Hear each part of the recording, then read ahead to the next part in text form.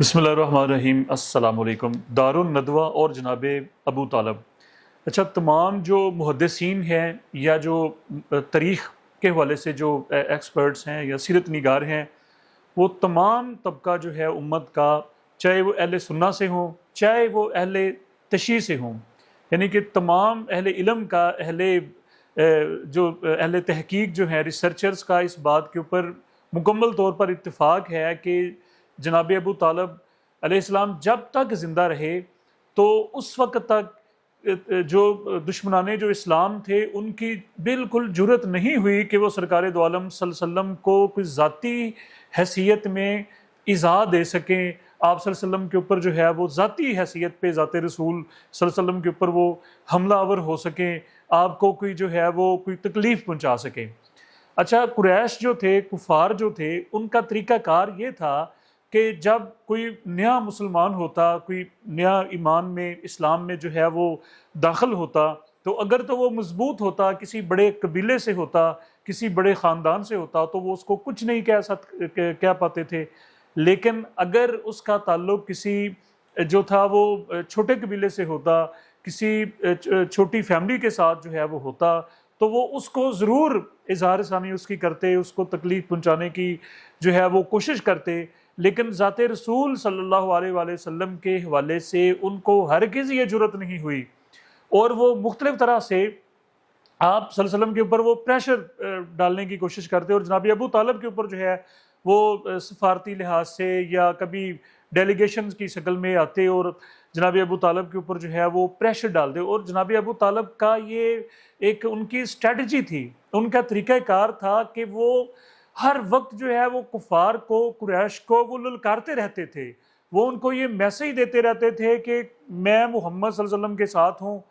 ठीक है जी, वो मोहम्मद सल्लल्लाहु अलैहि वसल्लम जो हैं वो बिल्कुल, मैंने उनको नहीं छोड़ा और ना ही किसी सूरत जो है वो मैं उनको तनहा छोड़ूंगा। और उसकी एक बड़ी खूबसूरत मिसाल कि सहने हरम में अक्सर जो कुरैश के जो लोग होते थे, दुश्मन इस्लाम जो थे, वो एक चौपाल की शक्ल में वहाँ पर उनकी एक बैठक होती थी, वो अक्सर वहाँ पर जो है वो बैठे होते थे। और जनाब अबू तालब की ये आदत मुबारक थी कि वो जब भी सहने हरम में दाखिल होते तो वो अरबी के जो है वो शेर पढ़ा करते थे, जिनका उर्दू में तर्जमा ये है कि ये मुझसे मोहम्मद मांगते हैं। ये तर्जमा है उनके इशार का कि ये हमसे मोहम्मद सल्लल्लाहु अलैहि वसल्लम को मांगते हैं, ए रब्बे काबा, तेरी इज्जत और तेरे जलाल की कसम कि जब तक हमारे कंधों के ऊपर हमारे सर जो है वो सलामत हैं और हमारा खून जो है वो हमारे जिस्म के अंदर है, हम मोहम्मद सल्लल्लाहु अलैहि वसल्लम को देना तो क्या, उनकी हवालगी तो बड़ी दूर की बात है, हम इन दुश्मनों को, इन खबीसों को जनाब सरकार सल्लल्लाहु अलैहि वसल्लम के करीब भी नहीं आने देंगे। ये जनाब अबू तालब का जो है वो उनकी आदत मुबारका थी, ये उनका एक बहुत बड़ा जो है वो कंट्रीब्यूशन था, ये उनकी खिदमत थी कि वो जनाब सरकार दो आलम सल्लल्लाहु अलैहि वसल्लम की जो है वो ढाल बने हुए थे। उन्होंने अपनी छाँव जो है वो की हुई थी सरकार दो आलम सल्लल्लाहु अलैहि वसल्लम के ऊपर, और ख़ातमुन नबीयीन सल्लल्लाहु अलैहि वसल्लम को जो है वो मुसलसल जो है वो उन्होंने अपनी जो है वो प्रोटेक्शन जो है उसमें लिया हुआ था। अब यहाँ पर जो है ना वो बड़ा एक दारुन नदवा जो है उसके बारे में हम थोड़ा सा देख लेते हैं और हमें कुछ बहुत बड़ी एक जो है वो चीज़ समझ में आ जाएगी। देखिए, दारुन नदवा जो है वो मुख्तलिफ कबाइल के ऊपर मुश्तमिल, यानी कि ये भी सरकार दो आलम सल्लल्लाहु अलैहि वसल्लम के जो समझ लीजिए कि ख़ानदान के जो बड़े थे, आपके गालिबन परदादा थे, उन्होंने ये बनाई थी। तो इसमें जितने भी अरब के कुरैश के जो बड़े बड़े जो कबाइल जो थे, अरब के जो कबाइल थे, वो इसमें शामिल थे। इसको हम पार्लियामेंट कह सकते हैं। तमाम अरब की इसमें नुमाइंदगी थी, और वो जितने भी कोई भी मसला जो दरपेश होता था तो वो जनाब दारुन नदवा की जो है वो मजलिस बैठती थी, उसकी शुरा बैठती थी, और दरपेश जो मसले मसाइल जो होते थे, अमन व अमा के हवाले से, कोई कत्ल दियत के हवाले से, कोई चोरी उचकारी के हवाले से, लॉ एंड ऑर्डर के हवाले से, तो दारुन नदवा, तो हम कह सकते हैं कि ये एक तरह की मुकम्मल तौर पे मजबूत पार्लियामेंट थी, جو کہ عرب کی اس وقت جو سمجھ لیجیے کہ عرب کی حکومت تھی ایک لحاظ سے، اس کو یہ لوگ جو ہیں وہ چلاتے تھے، اور تمام قبائل جو ہے بڑے ان کی نمائندگی دارالندوہ میں موجود تھی۔ اب یہاں پر پوائنٹ یہ ہے کہ جب بھی اس شورا کا، اس پارلیمنٹ کا جو کوئی رکن ہوتا تھا وہ اپنے آباء و اجداد کے دین سے ہٹ جاتا تھا، یعنی کہ آباء و اجداد کے دین کو اگر وہ چھوڑ دیتا تھا کوئی بھی رکن پارلیمنٹ، تو پھر اس کو سزا کے طور پہ پارلیمنٹ کی جو رکنیت ہے اس سے برخاست کر دیا جاتا تھا۔ اس کی دو بڑی مثالیں میں آپ لوگوں کے سامنے رکھنا چاہتا ہوں۔ ایک قبیلہ تھا، اس کا نام تھا قبیلہ بنو تیم۔ قبیلہ بنو تیم جو ہے اس کا جو سردار تھا وہ تھا ابو قحافہ۔ قبیلہ بنو تیم اور اس کا جو سردار ابو قحافہ تھا، اور ان کی رسپانسبلٹی قتل کے جو معاملات اور دیت کے معاملات کو یہ والا قبیلہ جو ہے وہ ڈیل کرتا تھا، یعنی کہ دارالندوہ کی طرف سے یہ والی ذمہ داری جو ہے تفویض کی گئی تھی قبیلہ بنو تیم کو۔ اور اس کا جو سردار، اب وہ سردار جو ہے وہ بوڑھا ہو چکا تھا، ابو قحافہ جو ہے وہ کافی بزرگ ہو چکے تھے۔ بزرگی کی وجہ سے انہوں نے اپنی جو نشست جو ہے وہ اپنے بیٹے جناب حضرت ابو بکر صدیق کو جو ہے وہ دے دی، اور جب ابو بکر صدیق رضی اللہ تعالیٰ عنہ نے اسلام قبول کیا، پیغمبر اسلام صلی اللہ علیہ وآلہ وسلم کے مشن کا وہ حصہ بنے، سرکار دو عالم صلی اللہ علیہ وسلم کی آواز پہ انہوں نے لبیک کہا، تو دارالندوہ نے یہ فیصلہ کیا کہ جناب ابو بکر صدیق کو جو رکنیت سے جو ہے وہ ان کو برخاست کر دیا گیا، ان کو فارغ کر دیا گیا۔ ایک یہ مثال بنو تیم قبیلے کے ساتھ یہ ہوا، اور دوسرا بنو عدی قبیلہ، اور اس کے جو سردار تھے وہ خطاب بن نوفیل تھے، اور اس قبیلے کی جو ذمہ داری جو ہے وہ سفارت کاری کرنا تھا، یعنی کہ مختلف باہر ملکوں میں جا کے یا مختلف دوسرے جگہوں پہ جا کے جو حکومتی جو معاملات جو ہوتے ہیں، سفارت کاری کے ریلیونٹ جو جتنی بھی چیزیں ہیں وہ قبیلہ بنو عدی دیکھتا تھا، اور خطاب بن نوفیل جو ہیں وہ اس کے سردار تھے، اور انہوں نے بھی ان کا جو بیٹا تھا وہ بڑا صاحب دانش تھا، بڑا وہ معاملہ فہم تھا اور کافی مضبوط تھا، تو خطاب بن نوفیل نے ان کی اپنے بیٹے کی ان صلاحیتوں کو دیکھتے ہوئے والنٹیرلی جو ہے وہ سرداری جو ہے، یا آپ کہہ لیجئے کہ جو ممبرشپ جو ہے وہ اپنے بیٹے کو دے دی۔ اب جب وہ بیٹا، اللہ تعالیٰ جب کسی سے کام لیتا ہے، جب کسی کے جو ہے وہ نصیب میں ہدایت جو ہے وہ لکھی ہوتی ہے، اور جناب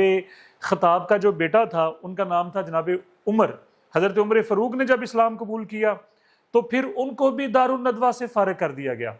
یعنی کہ نشست ان سے زبردستی چھین لی گئی، کیونکہ آپ نے اپنے آباء و اجداد کا جو دین ہے اس کو چھوڑ دیا ہے، لہٰذا یہ سزا ہے جی کہ اب آپ دارالندوہ کا حصہ نہیں ہے۔ اب یہاں پر اس پوائنٹ کو ذرا، اس پس منظر کو ذرا ذہن میں رکھ لیجئے کہ ایک بہت بڑا سوال ہے نا امت میں کہ جی جناب ابو طالب جو ہیں انہوں نے اپنے پھر اسلام کو، ایمان کو ظاہر کیوں نہیں کیا؟ اگر دیکھیں یہ جو دارالندوہ کی جو رکنیت ہوتی تھی، جو ممبرشپ جو ہوتی تھی، یہ اس کا ایک طریقہ کار یہ ہوتا تھا کہ اگر بڑا بھائی جو ہے وہ فوت ہو جاتا تھا یا اس کا کوئی مسئلہ ہو جاتا تھا تو پھر اس کے چھوٹے بھائی کو اس پارلیمنٹ کا جو ہے وہ حصہ بنا لیا جاتا تھا، رکنیت پھر اس کے چھوٹے بھائی کو دے دی جاتی تھی اگر اس کا کوئی بیٹا نہیں ہوتا تھا، یا یعنی کہ یہ بیٹوں کی طرز پہ یہ نہیں تھی، یہ بردرہڈ کی طرز کی یہ پارلیمنٹ کا یہ نظام تھا، ٹھیک ہے جی۔ تو اب اگر جناب ابو طالب جو ہیں وہ اپنے ایمان کو ظاہر کر دیتے، وہ اپنے اسلام کو ظاہر کر دیتے، تو پھر یقیناً یہ بات ہے کہ ان کو دارالندوہ سے فارغ کر دیا جاتا۔ تو دارالندوہ ایک بہت بڑا ادارہ تھا، وہ ایک بڑی مضبوط جو ہے وہ پارلیمنٹ تھی، اور اللہ تعالیٰ جناب ابو طالب سے سرکار دو عالم صلی اللہ علیہ وسلم کی پروٹیکشن کا کام لے رہا تھا، ان کی حفاظت کا کام لے رہا تھا، اور عرب دشمن جو تھے، عرب قریش کے جو قبائل تھے، ان کے اوپر ایک بہت بڑا پریشر تھا کہ اگر ہم سرکار دو عالم صلی اللہ علیہ وسلم کو کوئی اظہار ثانی کی کوشش کریں گے، ان کو تکلیف دینے کی کوشش کریں گے، ان کو خدا نخواستہ نعوذ باللہ ان کے اوپر حملہ آور ہونے کی کوشش کریں گے، تو جناب ابو طالب اس صورت میں ہیں، وہ اتنے مضبوط ہیں، وہ دارالندوہ کے ممبر ہیں، وہ پارلیمنٹ کے ممبر ہیں، تو وہ تو پھر عرب میں جو ہے وہ خون کی ندیاں بہہ جائیں گی، مکہ جو ہے وہ خون آلود ہو جائے گا، پورے مکے کا جو امن ہے، پورے مکے کا جو نظام جو ہے وہ درم برم ہو جائے گا، اور دارالندوہ جو ہے وہ ٹوٹ پھوٹ کا شکار ہو جائے گی۔ یہ ایک بہت بڑی حکمت تھی۔ اور پھر ہوا آگے کیا، یہ بھی دیکھیں ذرا۔ جب جناب ابو طالب علیہ السلام کی وفات ہوئی، یہی یعنی کہ جو میں نے آپ لوگوں کے سامنے دارالندوہ کا جو ہے وہ دستور رکھا، ان کا قانون قاعدہ رکھا، تو جب جناب ابو طالب علیہ السلام کی وفات ہوئی تو پھر ان کے بعد پارلیمنٹ کا جو شورا کا جو ممبر بنا، جناب ابو طالب کی سیٹ پہ جو دوبارہ پارلیمنٹ میں جو آیا وہ ابو لہب تھا۔ اب ابو لہب کا جو کردار ہے وہ سرکار دو عالم صلی اللہ علیہ وسلم کا سکا چچا ہے، سکا چچا ہے، لیکن وہ دشمنان اگر اسلام کی بات کی جائے، نمبرنگ کی اگر بات کی جائے، تو وہ سب پہ نمبر 1 پہ ہمیں کھڑا ہوا نظر آتا ہے ابو لہب۔ اور قرآن پاک میں ڈائریکٹ اس کے نام سے سورہ مبارکہ تبت یدا ابی لہب وتب، ان کا نام لے کے اللہ تعالیٰ نے جو ہے وہ قرآن، یہاں سے ہم سمجھ سکتے ہیں کہ وہ کس حد تک جو ہے وہ اسلام دشمنی میں اور پیغمبر صلی اللہ علیہ وسلم کی دشمنی میں کس حد تک اور کس درجے تک وہ تھا، وہ گرا ہوا تھا۔ اور اس کی ایک بہت بڑی وجہ تھی، اس کی جو بیوی تھی وہ بنو امیہ سے تھی، اور بنو امیہ کے بارے میں ہم یہ سمجھتے ہیں کہ وہ شروع سے ہی باپ دادا سے ہی جناب عبد المطلب سے ہی وہ پیغمبر صلی اللہ علیہ وسلم کے خاندان کا، خاندان نبوت کا جانی دشمن تھا، وہ حریف تھے، وہ سمجھ لیجئے کہ وہ سب سے بڑے ذاتی طور پہ وہ عداوت کے اوپر اترے ہوئے تھے سرکار دو عالم صلی اللہ علیہ وسلم کی پیدائش سے بھی پہلے۔ تو وہ اس عداوت کو، اس جو ہے وہ دشمنی کو، جس کو پنجابی میں ہم کہتے ہیں نا شریکہ، وہ شریکے کے اوپر تلے ہوئے تھے۔ یعنی کہ یہ سارے ہم سمجھتے ہیں ان چیزوں کو کہ وہ کسی قیمت آپ کچھ بھی کر لیں، جو بھی حسن سلوک کر لیں، جو بھی عطائیں کر لیں، جو بھی دے دیں، لیکن وہ جو دشمنی ہوتی ہے، جو بلڈ کے اندر شامل ہوتی ہے، وہ ختم نہیں ہوتی۔ اور پھر اسی کا دیکھیں اس کی جو بیوی تھی ابو لہب کی، وہ ام جمیل۔ اب یہ جو 3 جو خواتین ہیں، یہ مورخین جو کہتے ہیں کہ یہ مفسرین اور جو سیرت نگاری کے حوالے سے کہ یہ 3 خواتین مکہ میں کہہ لیجئے کہ اس وقت کی پاورفل خواتین تھی۔ 3 آپ لوگوں نے یہ نام میں آپ لوگوں کے سامنے رکھا، ایک ام جمیل جو کہ ابو لہب کی بیوی تھی، اور ایک ہند زوجہ ابو سفیان، ان 2 کا تعلق بنو امیہ سے، اور ایک سرکار دو عالم صلی اللہ علیہ وسلم کی پھپھو سیدہ صفیہ بنت عبد المطلب، سرکار دو عالم صلی اللہ علیہ وسلم کی حقیقی سگی پھپھو سیدہ صفیہ۔ یعنی کہ وہ 3 وہ خواتین ہیں، 2 کا تعلق کفر سے ہے اور ایک کا تعلق جو ہے وہ سرکار دو عالم صلی اللہ علیہ وسلم کے خاندان سے ہے اور اسلام سے ہے، سیدہ صفیہ رضی اللہ تعالی عنہا۔ تو یہ بڑی جو ہے وہ پاورفل خواتین ہیں۔ اور پھر جب ابو لہب جو ہے، اب دیکھیں اس کے نتائج، وہ یہ بہت بڑا، ہم غور نہیں کرتے سیرت کے اوپر، سیرت اگر ہم واقعات کے اوپر کھلے دل سے ذرا غور کر لیں تو جناب ابو طالب علیہ السلام کا جو ایمان چھپانا ہے، ان کے ایمان کو جو چھپایا گیا، مطلب کہ آپ دیکھیں یہ کیا زیادتی ہے کہ ایک وہ شخص ہے جس نے شروع پیدائش سے لے کے موت تک سرکار دو عالم صلی اللہ علیہ وسلم کی حفاظت کا بیڑا اٹھا کے رکھا، اپنے بچوں کو پیچھے کر دیا، اپنی جائیداد کو وارد، سب کچھ جو ہے وہ سرکار پیغمبر کے اوپر نچھاور کر دیا۔ اور دوسری طرف وہ لوگ جو فتح مکہ کے اوپر جا کے مسلمان جو ہو رہے ہیں، ہم ان کو ایک پلڑے میں بٹھا دیتے ہیں۔ یہ زیادتی ہے، یہ بہت بڑی زیادتی ہے۔ تو بہرحال جب ابو لہب جو ہے وہ دارالندوہ کا ممبر بنا تو پھر ڈائریکٹ سرکار دو عالم صلی اللہ علیہ وآلہ وسلم کے اوپر ظلم و ستم اور ڈائریکٹ ذات رسول کے اوپر حملوں کا جو ہے وہ سلسلہ شروع ہوا، اور آپ صلی اللہ علیہ وسلم کی جان لینے کی کوششیں جو ہیں وہ جال بچھائے جانے لگے۔ تو یہی وہ حالات تھے کہ جب سرکار دو عالم صلی اللہ علیہ وسلم جو تھے وہ انہوں نے طائف کا سفر کیا، کیونکہ دارالندوہ نے سرکار دو عالم صلی اللہ علیہ وسلم کے متعلق جو ہے وہ مباح جاری کر دیا تھا۔ مباح کا مطلب ہے جی کہ اب کچھ بھی ہو جائے یہ ان کے قانون میں اب جائز ہے، نعوذ باللہ۔ تو انہوں نے سرکار دو عالم صلی اللہ علیہ وسلم کے خلاف جو ہے وہ ایک طرح کا بل پاس کر لیا تھا دارالندوہ سے کہ جی یہ بس جو بھی ان کے خلاف جو ہے وہ کر لیا جائے وہ جائز ہے۔ تو پھر یہ وہ سب سے بڑی وجہ تھی، یہ سب سے بڑا وہ ایک موٹیو تھا جس کی وجہ سے آپ صلی اللہ علیہ وسلم نے طائف کا سفر کیا، اور وہاں پر جانے کا مقصد یہی تھا کہ آپ صلی اللہ علیہ وسلم وہاں پر آپ صلی اللہ علیہ وسلم کو کوئی پناہ مل جائے، یا وہاں پر جو ہے وہ آپ سکون سے جو ہے وہ، لیکن وہاں سے جب